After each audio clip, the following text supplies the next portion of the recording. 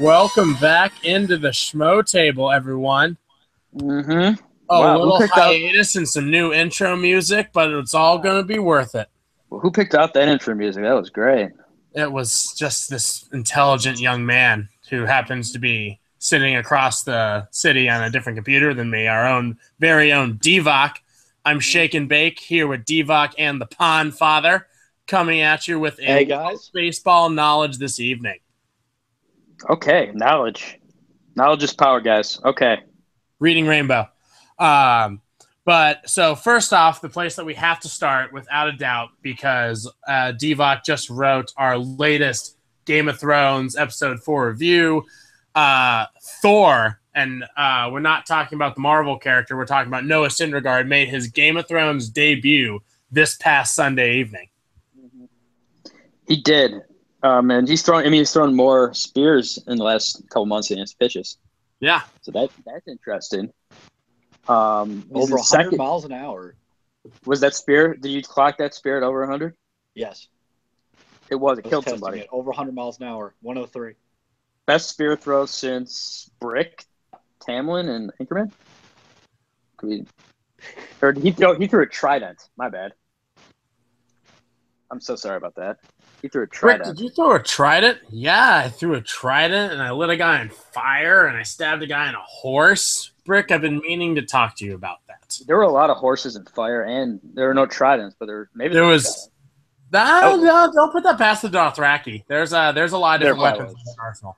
That was a lit scene. That lit scene was fucking lit.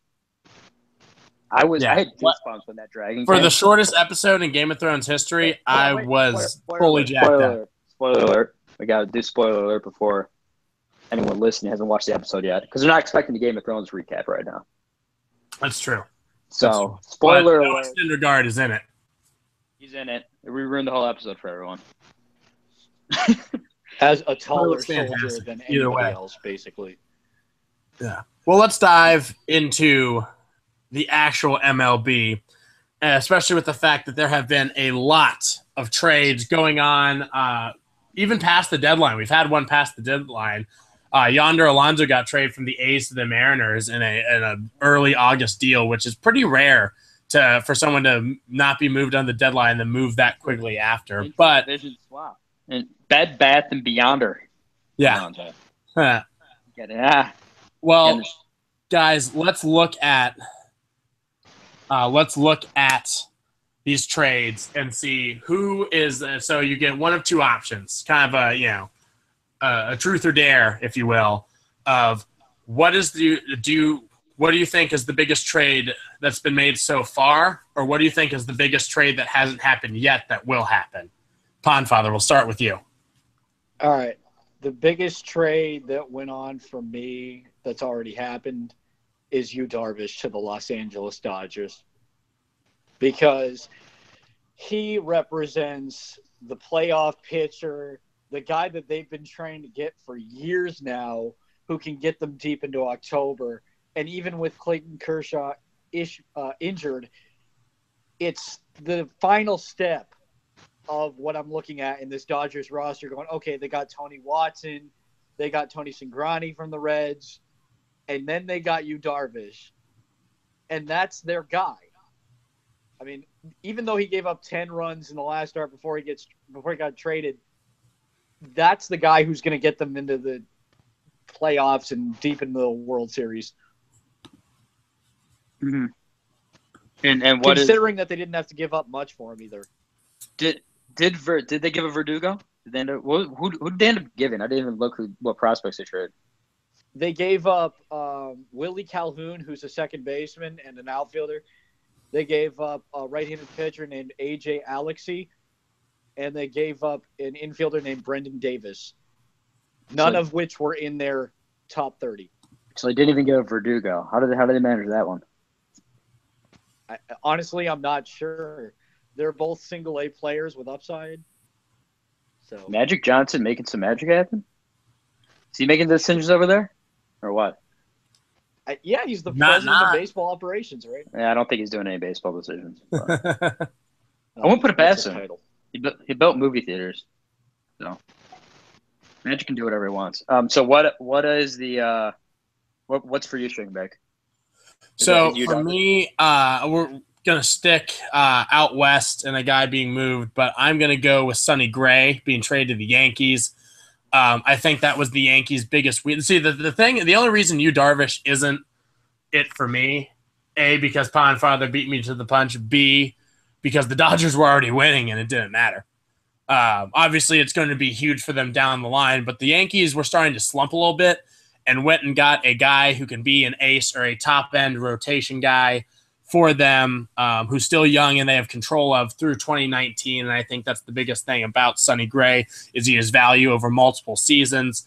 He's a guy who I can't remember I should have the number pulled up and I don't because I'm stupid, but has got no run support from the A's and still kept his ERA under 4, which I found very impressive. And had got traded with 94 strikeouts and 97 innings before heading to the Yankees. He's just a guy with youth and upside that I think can be a Yankee for a while, and I'd imagine would stick with the Yankees even once he needs to be re-signed. Yeah, I mean, I think a lot of people left him for dead because he was so bad last year.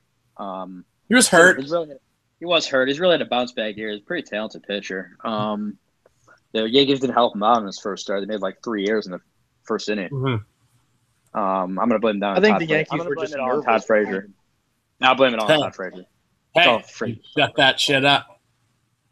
What? I mean, that's the biggest trade for me that's been made is Frazier to the Yankees, and we got all the Yankees prospects for that piece of shit. Well, that and David Robertson and Tommy Kahnle.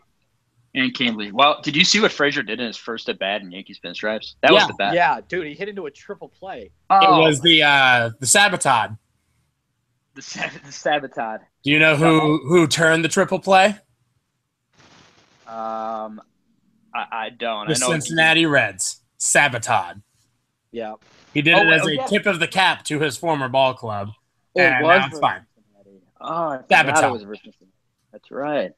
The Sabatad. That's what you're calling it? Did you term that? You made it up yourself? It's it's getting copyrighted currently. Sabatad. Okay. I think it's the first time in MLB history that a player who has bounced into a triple play against his former team. It definitely it definitely had to be. B, if you actually watch the play, it's not Frazier's fault. He definitely hit into a tough double play, and then the runner from second just fucking blew it trying to get to third. Yeah. Why did you? Who keeps track of that kind of shit? I watched the because I got as a Reds fan, I got the update.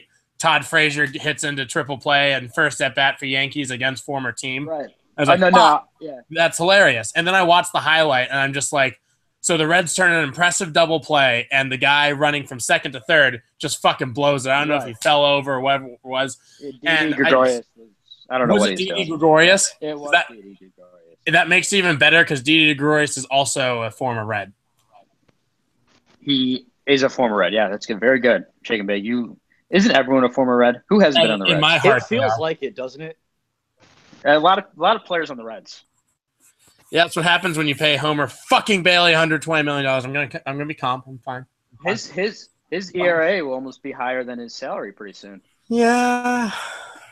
It's under guys, 70. How about Yu Darvish in his first Dodger start? Yeah, well, you're automatically just throw a shutout game if you pitch for the Dodgers these days because the Dodgers have won. The Dodgers have more wins in their last 50 games than the White Sox and Phillies do all season. Under who, I may point out. Under Dave Roberts? Is that what you wanted? Your former Red Sox hero? Is that what you're trying to imply? Yes. Because he stole base once? The most famous base stolen in Red Sox history. Didn't Ty Cobb steal home? Oh, Red Sox history. Yeah. Well, I thought you meant in all history. Didn't Jackie Robinson steal home? That was a famous film. But I mean, it helped us win a series, so it won you the series. Yeah. You guys didn't. You guys don't win the World Series if you don't steal that base. Because if he's out, then David Ortiz never comes up. Other than Ortiz, who fouled up. Actually, Ortiz popped out with the bases loaded that inning. Okay. Wait, so who They came went into through? extras, and then they faced Big Poppy twice more, and then he hit a home run. Okay, So there you go. Well, that's good. That's some good knowledge right there under Dave Roberts. But the Dodgers, is anyone going to be the Dodgers? I need to give my trade deadline. I agree. Yu Darvish is the biggest trade. But the Dodgers, is anyone – what odds would you take on the Dodgers? I would take great odds of them facing the Astros in the World Series. I wouldn't bet on the series yet. Okay, so wait. Okay. You'd have them facing the Astros? I know you're going to put the Red Yeah, Sox in. the Astros have been the best team in baseball all I'm not putting season. the Red Sox anywhere close to the World Series. They're not going to make it to the World Series. You don't think the Astros are making it? Who you got? Indians, Red Sox? Who you got? No. Well, right now, I've got the Indians going back there. LOL. Okay. I mean, I know Shaken Bay's going to hate that. The Astros have been the best, consistently the best team in baseball all year. And if you read, there's a fantastic article out there that describes how the Dodgers, why you should root is because the Dodgers have the best pitching, bullpen, and starting rotation in baseball, like ones and twos throughout the entire MLB. And then most of the guys on the Astros are batting better than most top-line starters on the team. Like the guys at the bottom, like Jake Marisnick, Tyler Wilson kind of guys, are batting better than most cleanup hitters in the MLB in the 8th and 9th spot. Okay. Their offense is absolutely unbelievable. Well, I went to go see them in Detroit this past weekend, the Astros and the Tigers. And Jordan Zimmerman for the Tigers was better than Dallas Keuchel. Well, Keuchel's been really struggling since coming back. Right, but he's supposed to be the ace. Right. I mean, the thing is that the Astros are Springer's hurt, Correa's hurt. Gaddis is hurt. Like I am, and they're still crushing. They're the best team in the MLB against lefties. They're the best team in the MLB against righties. They're the best team in the MLB against starters. They're the best batting team in the MLB against relievers. There is literally not a pitcher that they cannot hit, and that's why I want to see them play the Dodgers. As they're about to lose to the White Sox right now. That's fine. Like it's early August, and they've been the best team in baseball all year. A little bit of slumping happens. Yeah, it does. It doesn't matter. Like they are one of the most fun teams to watch, and they have a wonderful mix of playoff experienced veterans mixed with just young talent and power. So Pondfather, I think that they're kind of the opposite of your Red Sox, where the Red Sox offense is kind of built out of a bunch of guys who can hit home runs but are hitters and get on base guys rather than power hitters. Would you say that's right? Yeah, but this season the Red Sox aren't hitting home runs. I know, that's what I'm saying. They can hit home runs, but they are not home run hitters. They don't have a big power guy. Yes, not anymore. The Astros are built kind of yin to the yang in that way, where they have a bunch of guys who can hit, but those guys are all sluggers and can just crush home runs. And it's awesome. I think it's fantastic that they can literally win so easily with small ball or with big home runs. Well, the Red Sox aren't hitting this year like they were last year. No, they're not. Bogarts isn't even. I mean, he's not doing anything. Betts is playing great defense, but the MVP caliber season is right now. They don't. I don't think.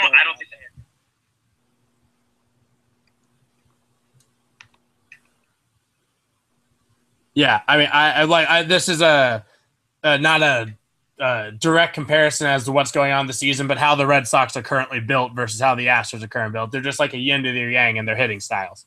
That is true. So let's move on from this, because obviously I think the Dodgers are going to run through the NL. I think they finally make it to the World Series this year. Does anyone disagree with that? No. Absolutely not. Let's move on. Pondfather, let's chat quickly about your Red Sox and your high-priced free agent frontline starter's elbow, Mr. David Price. Oh boy. Yeah. Take it away, Pondfather. Okay, I feel like the Red Sox ownership is so damn thin-skinned. They don't want him to pitch at Fenway Park. So they put him on the DL. What else are you going to do? In that situation where he's in the wrong so clearly against Dennis Eckersley, there's no way that he should be pitching at Fenway Park because he's so damn thin-skinned. Yeah. I mean, what? Where does all this hate for David Price come from? Where does the hate for David Price come from? Yeah. You seem to be That he's never won a playoff game. That's where it comes from. That's it. No, that he's a thin-skinned jerk. How about that? And, being paid $217 million and $31 million a season and $3 million to start. Just what else do I need to say? Anthony creates everything. I hate Boston.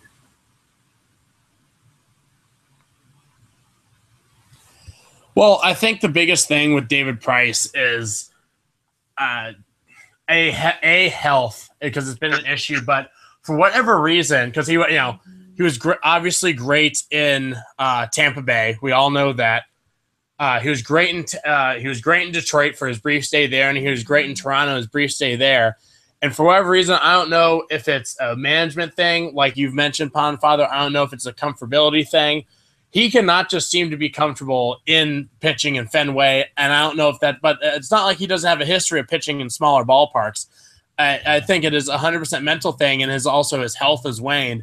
And I think that to a degree he's lost confidence in himself, which now is then on the pitching staff – or not the pitching staff, but the pitching coaches as well as the manager to just do something to help him get it out of his own head.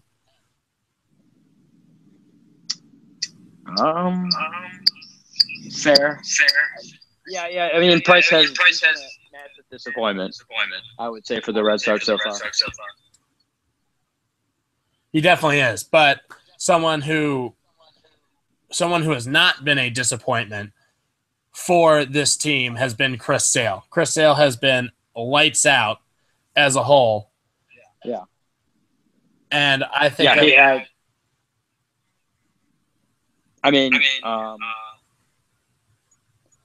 Chris Sale's been lights out as a whole, and let's dive into some Cy Young talk, because I think Chris Sale right now is the headliner for the Cy Young in the AL. Divock, do you have anyone else off the top of your head who you think you prefer as your Cy Young winner in the AL? I mean, you got Kluber, but Sale is 10 plus 15 starts at 10 plus strikeouts. So it's hard to put anyone else in the conversation. I think right now it's Sale. I can't imagine it being anyone else in the AL. I mean, there are a few guys who are really top. Unless one of the kids for the Yankees, like let's say, you remember when CC Sabathia got traded from the Indians to the Brewers and just literally almost won the Cy Young single-handedly by being a good enough pitcher for the Brewers. Unless Sonny Gray just comes out. Unless Sonny Gray just comes out and has an unbelievable year, for their unbelievable last couple months for the Yankees, I can't imagine them giving it to anyone else besides Sale, especially if they sneak into the playoffs. Sure, Kluber's really bounced back and had a very dominant year since coming back from injury. Severino's having a big year, but at the end of the day, a lot of these awards are won by big names. Like, I think Luis Severino would have to have a noticeably big year. He's had a phenomenal year. Let's not take anything away from him, but he's still also only 9-4. And I think even with that great ERA and his great strikeout rate, he would need a little more fanfare to win it over Chris Sale. Oh, yeah. I mean, Sale's strikeout rate this year is astronomical. Yeah, he needs 84 more strikeouts to eclipse Pedro Martinez. For the Red Sox or for a single season? Yeah, for 313 strikeouts in a single season. 84? That's going to be tough. Well, he's got nine starts left this season. So Really? Yeah. That many? Well, Nine, Matt so- the fact that he's got 10-plus strikeouts 50 times. Yeah, I mean, if he's gonna strike out 10 guys a game, then he's gonna do it. So that's gonna be close. Well, let's bounce over to the NL. Obviously, Clayton Kershaw's hurt, but I can't really imagine right now anyone besides him or Matt Scherzer still winning this thing. Obviously, Zach Greinke's had a big year. Gio Gonzalez has had a good year for the Nationals as well. But it seems inevitable that this race is going to come down to Kershaw or Scherzer, does it not? Yeah, it's not even close. I mean, Chris Sale, Scherzer, Kershaw, those four are the best four pitchers in baseball by a wide margin right now. Wide. Even when Kershaw's out. I think. Is there anyone else you can put in the same conversation with them? Greinke's having a great year. The only one I would say is Greinke, just because of kind of I think that a lot of people expect the Diamondbacks to kind of bounce back after a disappointment last year, but I don't think anyone expected them to be. They have been a really phenomenal team, but I mean, if the Dodgers keep doing this, I think Clayton Kershaw has it just about locked up. Obviously, no one on the. Scherzer's got a 2.2. That's absurd. I mean, Kershaw's 2.04. Yeah, I'm still going with Scherzer. It's got to be Scherzer. Yeah, it's got to be Scherzer. I think, yeah.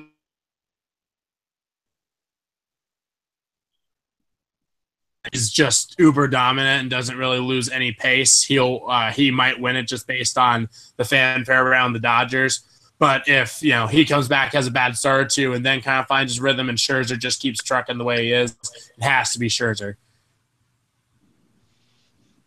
So it's just going to be a really exciting stretch stretch run here for these MLB awards. Let's move over to MVP for a minute as we're kind of coming down the home stretch here in the season. Pondfather, who is your AL and NL MVP, and quickly? Ooh. AL MVP. I mean, shoot, like on these winning teams, Aaron Judge. He's done nothing since the All-Star break. And for the NL, it's got to be Kershaw. Wait, Really? What? Kershaw? Who'd you say?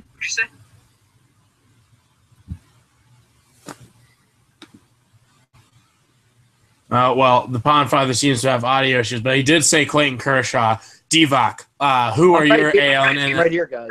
Oh, there we go. Are you still going with Kershaw? Yeah, well, because I don't know anybody else that I can go with. Like, does Paul Goldschmidt deserve it? Does Bryce Harper deserve it? Like, of course, he's always in the conversation, but I feel like I can't pick him every single year.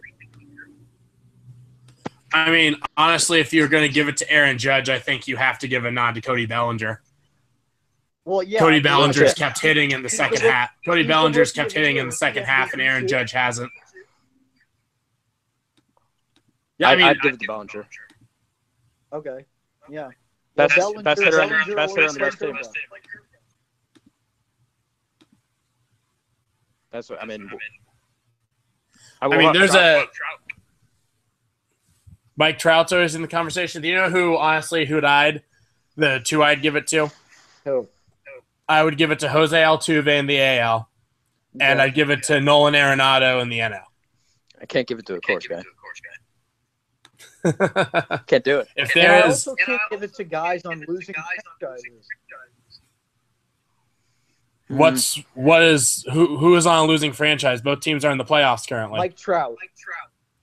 Can't do it. Mike Trout is the best player in baseball, but yes, The best his team player is in not baseball. winning. Wait. Best player in baseball on a losing team. Yeah. Yeah. Baseball is one of those teams where that can or one of those sports where that can happen. Yes, but I'm not. Sucks, give him but the it's true. MVP every single time. Mike Trout's the best hitter in baseball. Okay, Best player. I'm not giving him MVP. Why? Because the MVP has to be productive in the postseason too. And the No, Angels well, barely it's a won regular the season MVP. award. No, I know, This is an argument for a totally separate podcast. They gave a World Series MVP. They give an NLCS MVP. I They know, give all but those I'm things. just saying, for my MVP personally, I want a guy who's also in the postseason doing well. Mike Trout will never get there again with the Angels. I don't know about never again with the Angels. Never again. Mark my words. Okay. That's a bold statement.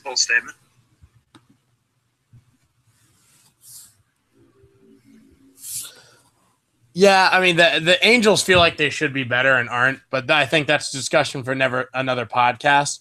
But Divac, who are your MVPs? Mike Trout and who else? Bellinger? I don't know if I'd give it to Trout because he's missed so much time. Fair. That's my only thing about Trout.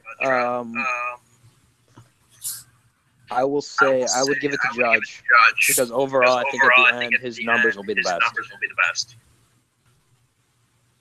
Because he's going to have about 45 to 50 homers and over 100 RBIs.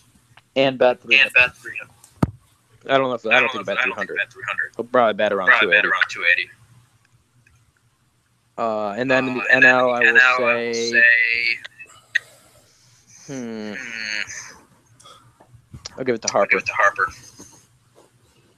I'm contradicting myself. I'm going to give it to Harper because he has the best stats. And he's going to be on a playoff team. So. He is. I think that this is because Nolan Arenado play wise has deserved MVP consideration more than he's ever gotten. His team's finally winning, and he's the best player on that team by far. And he's going to squeeze a good offensive team with a pedestrian pitching staff into the playoffs. I have to give it to Nolan Arenado.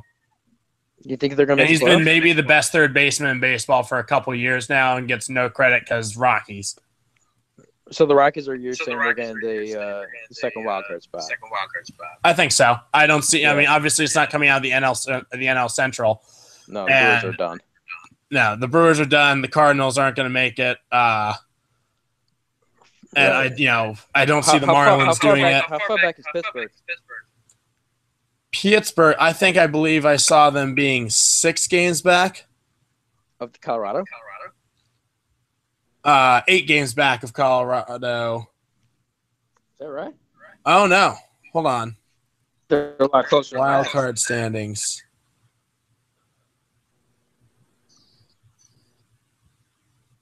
No, this says the Brewers are – this has to be incorrect because aren't the Diamondbacks and the Rockies the 2 teams in right now?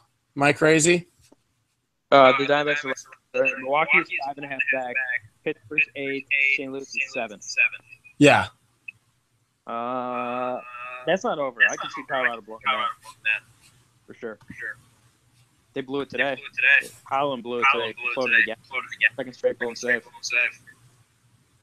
That bullpen is having problems. Definitely. Yeah. And that pitching. You can never trust the Rockies. The Diamondbacks, I think, are for real. No. I think the Diamondbacks are for real. I think that the NL Central carry him there. The NL Central is quite a close division considering everything. The Pirates are 4 out. The Cardinals are 3 out. The Brewers are 1.5 out. Yeah, Cubs are going to run out. Brewers are falling apart.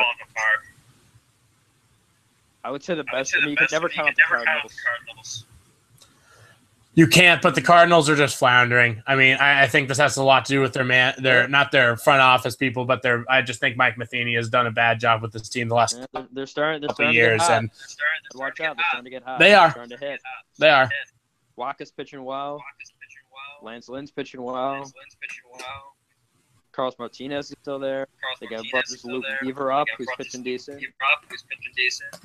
I'm going to make a bold prediction. I'm going to say the St. Louis Cardinals are going to make the playoffs. All right. I respect that. Not that bold, but they are a hard team to count out. They're 7 games back. In what? Wild card. Wild card, yeah. But they're 3 games out of the division. They're not going to win the division. They're going to win the wild card. All right. That's my Why prediction. not? I mean, they're only 3 games out of their own division. Don't you Right. see them? So the They Cubs, could win the Cubs are the going to beat them. The Cubs are going to. Cubs are going to run away with the division, All right. and the Cardinals will catch the Rockies. And to your point about Mike Matheny, he's done a bad job with Yadier Molina this season. I mean, I think he's done a bad job with them, period. It's hard to kind of say it's been one player, because, especially because, in reality, Yadier Molina is the manager of the defense. I mean, he's gotten on Yadi's bad side now. Is that right? Yeah, he called out Yadi publicly. Yeah, he did a little bit. I mean, he didn't call him out. He didn't call him out. Well, He okay, said- but Yadi he took said- his He should. He's kind of older. Get a day off. He's slowing down or something like that. He didn't call him out. And Yadi's the type of guy who wants to play every single day. Yeah, I mean, you would be hard-pressed to find a Cardinal player who would not listen to Yadier Molina, even maybe over Mike Matheny. I don't care how much, the franchise has much more invested in Yadier Molina than they do in Mike Matheny. Yeah, that's true. Like he's on the hot seat like a year. I think he is, and that's rare for the Cardinals, who have historically been known at keeping managers, kind of like the Steelers in football, keeping the same manager for a long time and having a lot of success with them. Yeah, but when he's still been there, still lasted. So Yeah. Well, we'll wrap it up there. The bold prediction that the Cardinals won't win the division, but they're going to sneak into the playoffs over the Colorado Rockies, who contain my MVP. We have Aaron Judge as Pondfather's AL MVP. I think it's going to be I don't know if it's necessarily going to be all that exciting a race to the end of this baseball season, but it's just going to be great primer for the playoffs as all of these loaded teams get ready to face off against each other. Oh, yeah, one more thing. My Red Sox MVP, Eduardo Nunez. Hands down. is that right? Yes. Is he still hitting? He had a hot start. Yeah, he was 3 for 5 again today. Yeah. And he hit a ball in the 8th inning where Jackie Bradley tried to go first to third, which is stupid because he got thrown out. But Eduardo Nunez went to the warning track and the wall. Okay. Hey, he's been third for them right now. So. Or has he been third? He's been lead off today. Yeah, well, he was playing second base and leading off. Okay. And now Pedroia is playing DH. Yeah, exactly. And they got Devers. Devers got so hot. A little bit. But still, first round exit. First round exit for the Red Sox? Yes. They're going to get swept again. Yikes. By the Indians? Who are they going to play? Yes. Indians. Yes. Terry Francona. Who's coming out? Who's playing the wild card? Nail. Yankees and Royals? I'm going Royals, Yankees right? Royals. If you have the Red Sox winning, I've got Yankees Royals then. Yeah. We'll stick in I'm Pondfather's taking universe. I'm going to say Seattle's there. Baltimore's right there. Baltimore is definitely there. I'd be interested to see how Seattle's there, or how Seattle does with Alonso now. Tampa Bay's tied for that second wild card spot. I like Tampa Bay a lot. Tampa Bay's just scrappy as all hell. Yeah. They just hang around. They're hard to beat. They're not necessarily they're not a great team by a stretch, but they're just hard to beat. I don't think Casey's. They got off to a really bad start, and they got hot. But No, but the AL East, the last couple of years against the Rays, they're 40 and 63 against the Rays there. what do I feel like Baltimore again? They might With that just on the garbage, mirror the fact that they can hit a home run anytime they want. that absolute garbage. I'll say Baltimore, man. There it is. Love it. Hot takes from our own diva. There it is. Yep. Baltimore. Left for Dead. Well, that's all the time we have for this edition of the Baseball Smo Table. But we will be back with more updates throughout the end of the season to get you guys ready for playoffs. Keep listening in and find us on Podomatic, and we'll keep sharing us out on Facebook. Thanks for listening, everyone.